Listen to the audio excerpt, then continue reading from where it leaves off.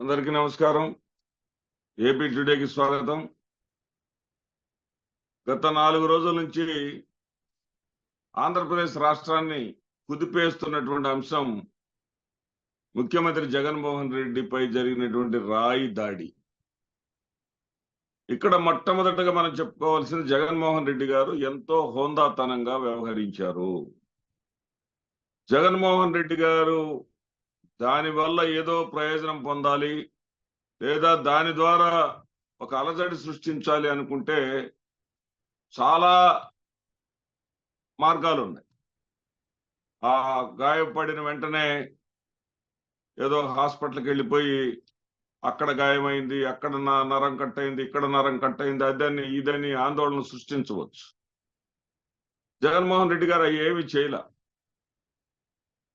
పైగా ఒక గంట సేపు యాత్రను కొనసాగించి ప్రజలలో ప్రజలు నిబ్బరపడే విధంగా, కంగారు పడాల్సిన అవసరం లేదనే విధంగా ప్రజలను ప్రశాంతంగా ఉండమని సంకేతాలు ఇచ్చి అస్సలు సిసలైన రాజకీయవేత్త అనుకున్నాడు అని రుజువు చేసుకున్నాడు.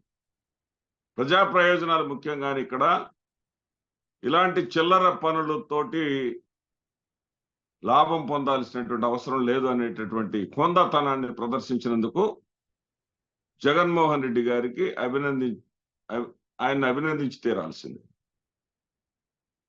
ఆ తెల్లారే పవన్ కళ్యాణ్ తెనాలిలో అసలు ఏమి చిందులు తొక్కాడండి. రాత్రితో కొట్టుకున్నాడంట. అప్పుడే చెప్పాడు పవన్ కళ్యాణ్. ఆ వీడియోను ఒకసారి గమనించండి అందరూ. రేపు ఏ బకరానో, ఏ తెలుగుదేశం వాడినో, ఏ జనసేన వాడినో తీసుకెళ్లి అరెస్ట్ చేసినా చేస్తారు అని కూడా చెప్పేశాడు. అంటే వీళ్ళు చేయించారు అనే దానికి పవన్ కళ్యాణ్ అప్పుడే ఒప్పుకున్నాడు. ఇక చంద్రబాబు నాయుడు గారు సాక్షాత్తు ప్రధానమంత్రి ఏదైతే జగన్మోహన్ రెడ్డి గారి మీద జరిగినటువంటి దాష్టీకాన్ని ఖండించారో, ఆయన శీఘ్రగతిన కోలుకోవాలని చెప్పేసి ప్రకటించారో, తప్పనిసరి పరిస్థితుల్లో తాను కూడా ట్వీట్ చేశాడు.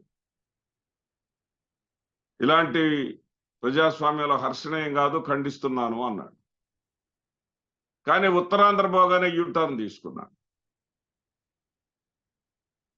డ్రామా అన్నాడు. ఇంకా అతని కొడుకు ఏం మాట్లాడాడో మనం చూసాం. ఇక అయిపోయింది.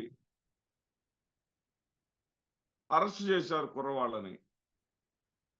ఒక 5 మందిని అదుపులోకి తీసుకున్నారు. వీళ్ళలో ప్రధానమైన వాడు రాయి విసిరాడు అని చెప్తున్నటువంటి సతీష్, అతని వెనక ఉన్నవాడు అని చెప్పేటటువంటి దుర్గారావు. ఈ దుర్గారావు అనేవాడు హోండా ఉమా ఆఫీసులో పనిచేస్తాడు. ఈ దుర్గారావుని ఎప్పుడైతే అదుపులో తీసుకున్నారో ఒక్కసారిగా తెలుగుదేశం పార్టీ స్వరం మారిపోయింది. ఏకంగా చంద్రబాబు నాయుడే ప్రెస్ మీట్ పెట్టేసి హోండా ఉమాని ఇరికించాలని చూస్తున్నారు అని అనేశాడు. అంటే దీని వెనక తెలుగుదేశం పార్టీ ఉన్నది అని వైసీపీ వాళ్ళు చేస్తున్నటువంటి ఆరోపణలు నిజమే అనే విధంగా ఉంది వీళ్ళ ప్రవర్తన. అంటే దుర్గారావు మైనర్ కుర్రవాడి వెనక, సతీష్ వెనక దుర్గారావు అనేటటువంటి హోండా ఉమా మనిషి ఉన్నాడు అనేది అందరికీ స్పష్టంగా అర్థమైపోయింది. అదేవిధంగా హోండా ఉమా అబ్స్కాండ్ అయిపోయాడు, ఫరారీ అయిపోయాడు. హోండా ఉమా స్విచ్ ఆఫ్ చేసుకున్నాడు. ఆయన మీడియా కూడా అందుబాటులో లేడని మనం చెప్పలా. హోండా ఉమా కోసం, అదేవిధంగా తెలుగుదేశం పార్టీ కోసం మాత్రమే పనిచేసేటటువంటి ఏబిఎన్ ఛానల్ చెప్పింది. పోనీ హోండా ఉమా ప్రవర్తన ఒకసారి మనం చూద్దాం. సాక్షాత్తు అసెంబ్లీలోనే పాతేస్తారే నా డాష్లరా అని చెప్పేసి అన్నాడు. అదేవిధంగా తెలుగుదేశం పార్టీ ఆఫీస్ మీద దాడి జరిగిన సందర్భంలో తాడేపల్లి ప్యాలెస్ ను కూల్చేస్తాం అంటూ రెచ్చిపోతూ బూతులు తిడుతూ మాట్లాడినటువంటి వీడియోలు ఈ రోజు కూడా మన దగ్గర ఉన్నాయి. సరే, ఏబిఎన్ ఛానల్ అయితే ఆయన స్విచ్ ఆఫ్ చేసుకున్నాడు, ప్రజాజీవనం నుంచి దూరంగా వెళ్ళిపోవాల్సినటువంటి పరిస్థితులు కల్పించింది ఈ వైసీపీ ప్రభుత్వం అని అంటా ఉన్నారో, వీళ్ళు మళ్ళీ సాయంత్రానికి వీళ్ళు బోండవమ్మ దగ్గరికి వెళ్ళారా ఏబిఎన్ వాళ్ళు, లేదా ఏబిఎన్ వాళ్ళే ఏబిఎన్ స్టూడియోకే బోండవమ్మ వచ్చాడనేది వాళ్ళిద్దరికీ తెలియాలి. సడన్ గా ప్రత్యక్షమయ్యాడు. ప్రత్యక్షమయ్యి చెప్పేశాడు, దుర్గారావు అరెస్టు ద్వారా నన్ను గాని మీరు నా మీద గాని చర్యలు గాని మీరు తీసుకుంటే పోలీసులు హెచ్చరిస్తున్నా, మా ప్రభుత్వం అధికారంలోకి వచ్చిన తర్వాత సుప్రీంకోర్టు దాకా వెళ్ళి మీ తాట తీస్తాను, మీ సంగతి తేలుస్తానని చెప్పేసి పోలీసులను బెదిరించడం మొదలుపెట్టాడు. అంటే గుమ్మడికాయల దొంగ ఎవడంటే భుజం తడుకోవడం ఎందుకు? నేను గతంలో కాలేజీ నడిపాను. నా కాలేజీలో ఎవడైనా సరే ఉద్యోగి తప్పు చేస్తే నన్నేం అరెస్ట్ చేయరే. ఆ ఉద్యోగి తప్పు చేసి ఉంటే అతన్ని తీసుకెళ్తారు, అతన్ని విచారిస్తారు, అతని మీద కేసు నమోదు చేస్తారు. ఉద్యోగం ఇచ్చినందుకు నన్ను ఏమైనా అరెస్ట్ చేస్తారా? నీ దగ్గర పని చేసినంత మాత్రాన దుర్గారావు చేసినటువంటి దుశ్చర్య వెనక నువ్వు ఉండవని నువ్వెందుకు భుజాలు తడుకోవాలి? అంటే దుర్గారావు ఏమి చెబుతాడో ముందే ఊహించుకుంటున్నావా? అంటే సతీష్ పోలీసుల అదుపులో ఉన్నటువంటి పోలీసుల అదుపులో ఉన్నాడు సతీష్. ఆ సతీష్ తో ఇంటరాగేట్ చేసినటువంటి పోలీసులు అతని దగ్గర నుంచి ఏమి సమాచారం సేకరించారో, వాళ్ళు ఏం చెప్పారో ఇంతవరకు పోలీసులు ప్రెస్ మీట్ పెట్టి కానీ బయటకు వచ్చి ఏమి చెప్పాలా.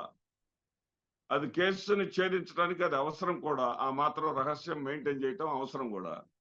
వాళ్ళు చెప్పకముందే నీకెట్లా తెలిసింది?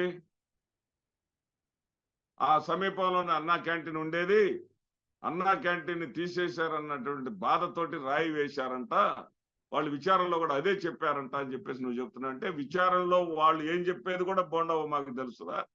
అంటే దీన్ని బట్టి విచారణలో పోలీసులో అదుపులో విచారణలో ఉన్నటువంటి వ్యక్తి చెప్పినటువంటి మాటలు కూడా నీ దాకా వస్తున్నాయి అంటే, వాళ్ళ తల్లిదండ్రుల చేత 300 రూపాయలు డబ్బులు ఇస్తామని అన్నారు, డబ్బులు ఇవ్వలేదని రాయేసామని చెప్పించింది కూడా మీరు కదా? క్వార్టర్ ఇస్తామన్నారు, ఇవ్వలేదని చెప్పించింది కూడా మీరు కదా? మరి ఎక్కడో విచారణలో ఉన్నటువంటి వ్యక్తి ఏదో చెప్పాడని ఊహించుకొని చెప్తున్నావా, లేదా ఇలా చెప్పమని నేను చెప్పానని దుర్గారావు నీకు చెప్పాడా, లేకపోతే నీ మనుషులు నీకు చెప్పారా? ఇక్కడ అర్థమైపోవట్ల క్లారిటీగా. అంటే దీని వెనక ఉన్నది మీరు. ఎప్పుడైతే తెనాలిలో పవన్ కళ్యాణ్ అన్నాడు, ఏ తెలుగుదేశాన్నో ఏ సైనికుడినో తీసుకెళ్తారు రేపు అని కూడా అన్నాడు. చంద్రబాబు నాయుడు ఏమన్నారు, బోండవమ్మని ఇరికించాలని చూస్తున్నారు అన్నాడు. ఇప్పుడు నువ్వేమంటున్నావు? అన్నా క్యాంటీన్ ని ఎందుకు ఆపేశారు? అన్నా క్యాంటీన్స్ నిధులు అనేవి కేటాయించారా మీరేమన్నా మీ ప్రభుత్వ హయాంలో? కేవలం ఒక 3 నెలల ముందు ప్రారంభించారు, ఎన్నికలకి నిధులు అనేవి లేవు. వాళ్ళు హరే కృష్ణ వాళ్ళకో ఎవరికో ఇచ్చారు దాన్ని. మళ్ళీ అధికారంలోకి వచ్చిన తర్వాత మీకు నిధులు ఇస్తామని చెప్పారు, నిధులు ఇవ్వలేదు, అవి మూతపడ్డాయి. డబ్బులుండి ఒక ప్రాజెక్టు సాఫీగా జరుగుతుంటే ఎవడు మూత పెట్టాడు కదా.